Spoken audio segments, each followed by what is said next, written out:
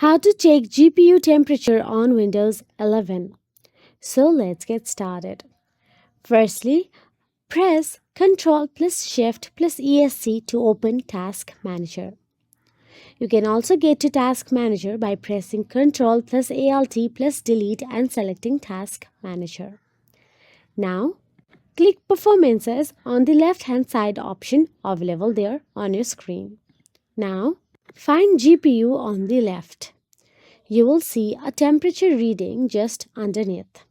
You can also click GPU and see the temperature at the bottom of the screen. But if you want to see more detailed in GPU temperature, then all you have to do is head to the Winfo website, then download and install and run Winfo. When you open the application, click Sensors Only. Now, scroll down the list of sensor readings until you find GPU. The full range of GPU temperatures available to you should be visible. So that is it. If you found this video helpful, please like, share and subscribe, and thank you so much for watching.